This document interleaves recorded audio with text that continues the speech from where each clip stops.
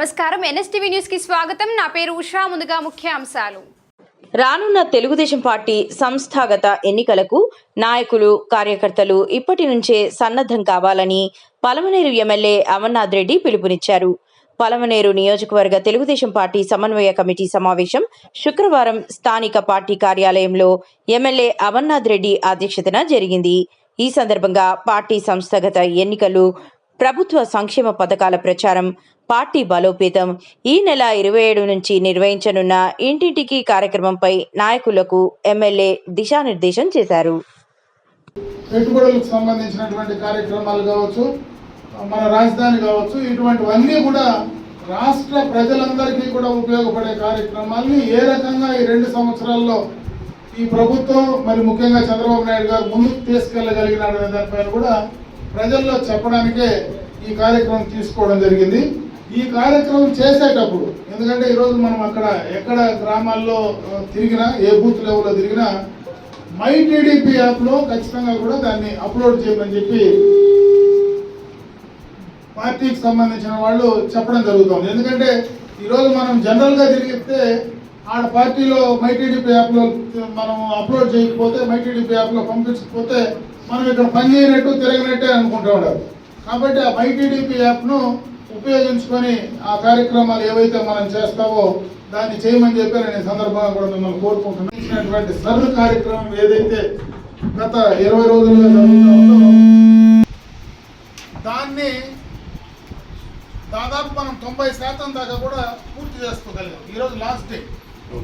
దానికి సంబంధించి మళ్ళీ కూడా 10 రోజులు ఎక్స్టెన్షన్ ఇచ్చారు. కాబట్టి గత 14వ తేదీన అది క్లోజ్ కావాల్సి ఉంది. ఈరోజు 24వ తేదీ 10 రోజులు ఎక్స్టెన్షన్ ఇచ్చినారు. కాబట్టి ఆ కార్యక్రమం కూడా ఈ రోజుతో పూర్తి కాబోతా ఉంది. అంటే దాదాపు పూర్తిగా ఎక్కువ శాతం కూడా మనం ఇన్ టైంలోనే కూడా ఆ రోజుకే మనం 89% పూర్తి చేసాం.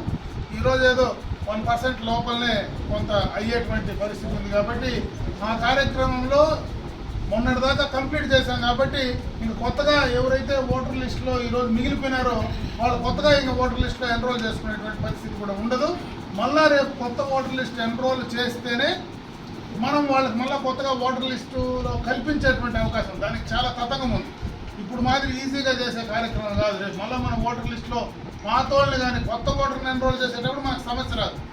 కొత్త ఓటర్లు ఎన్రోల్ చేస్తే 18 ఏళ్ళు నిండి మన ఓటర్ లిస్టులో ఎన్రోల్ అయ్యే వాళ్ళకి ఎవరికి ఇబ్బంది రాదు. ఈరోజు మిస్ అయినటువంటి వాళ్ళు ఎవరైనా 40 ఏళ్ళ వాళ్ళు, 45 ఏళ్ళ వాళ్ళు, 50 ఏళ్ళ వాళ్ళు ఎవరైనా మిస్ అయితే వాళ్ళని మళ్ళీ తిరిగి మనం ఓటర్ లిస్టులో ఎన్రోల్ చేయాలంటే దానికి సంబంధించి చాలా పెద్ద తతంగం కూడా మనం చేయాల్సి వస్తుంది. కాబట్టి దాని లోపలనే పూర్తి అయితే సంతోషం. అది పూర్తి కాకపోతే దాన్ని మనం తర్వాత చేసే దాంట్లో కొన్ని ఇబ్బందులతో కూడా మనం పూర్తి చేయాల్సినటువంటి అవసరం ఉంది.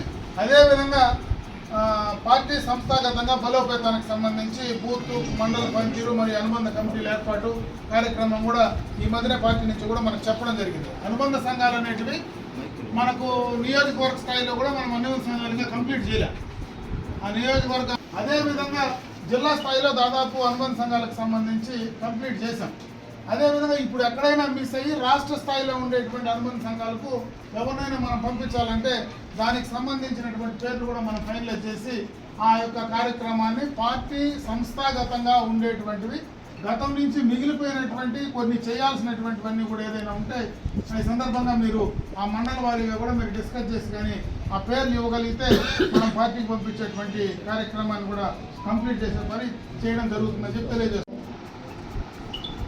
బూత్ లెవెల్లో ఉన్నటువంటి నాయకులందరూ కూడా ప్రతి ఇంటికి వెళ్ళాలనేది పార్టీ యొక్క ముఖ్య ఉద్దేశం. మండల పరిషత్తు, జిల్లా పరిషత్తు కంప్లీట్ చేసుకొని తర్వాతనే మనం గ్రామ పంచాయతీలకు పోయే పరిస్థితి ఉంటుంది. కాబట్టి ఏదొచ్చినా ఈరోజు మనం అందరూ కూడా ఒకటిగా కానీ లేకపోతే ఒక టీం వర్క్ కానీ చేయకపోతే ఖచ్చితంగా కూడా మనం సమస్యలు ఎదుర్కొనేటువంటి పరిస్థితి ఉంది.